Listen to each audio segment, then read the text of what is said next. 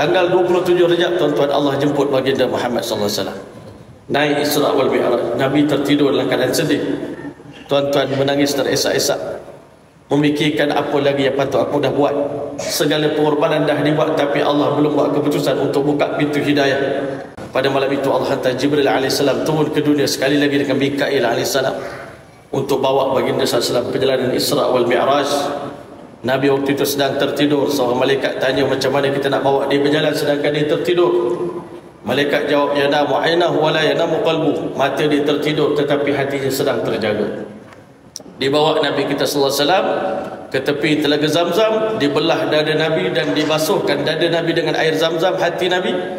50 tahun lebih ini Allah Ta'ala masukkan iman dan hikmah dalam dada Nabi, dan hati Nabi dibersih dan dipersiapkan oleh Allah untuk dengan sebuah cahaya yang dengan cahaya inilah nanti Nabi SAW akan melihat Allah Ta'ala dengan mata hati baginda Muhammad SAW.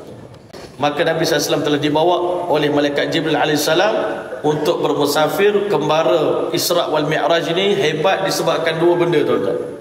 Yang pertama, perjalanan Nabi pada malam itu untuk Allah Ta'ala tunjukkan kepada baginda SAW kiblat-kiblat yang ada di atas muka bumi ini, Masya Allah.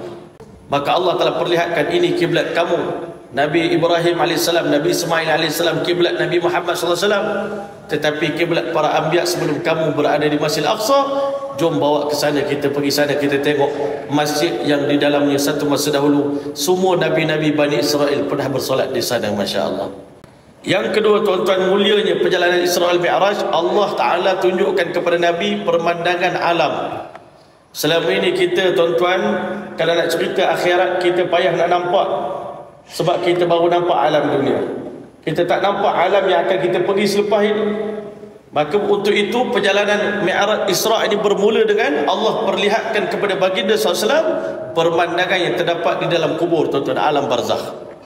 Segala azab yang kita dengar, yang Nabi tengok ada orang kena azab macam-macam azab, itu adalah pemandangan sebahagian daripada azab yang terdapat di alam barzakh sana. Sehingga Nabi SAW mengatakan, ma ra'aitu manzaran qattu illa wal qabru afza'u minhu. Aku tak pernah melihat satu pemandangan melainkan kuburlah yang paling menakutkan.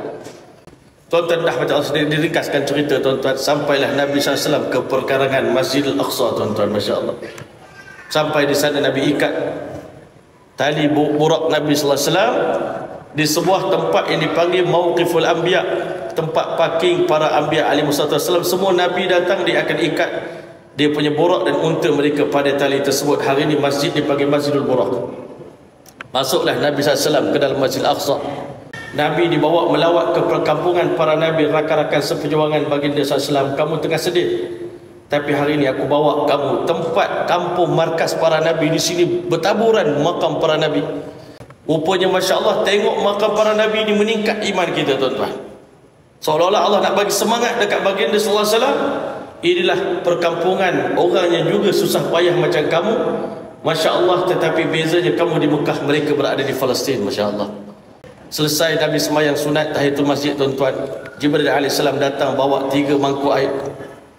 Yang pertama air susu, yang kedua air biasa, yang ketiga air arak. Nabi tolak 2 air, Nabi minum air susu.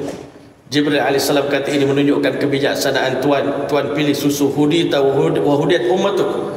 Tuan memilih hidayah, Tuan pilih susu fitrah, berarti umat Tuan akan kekal di atas hidayah. Sebab itu hari ini kita, alhamdulillah, selepas 1400 tahun Nabi tinggalkan kita, hari ini kita masih beriman pada Allah Ta'ala.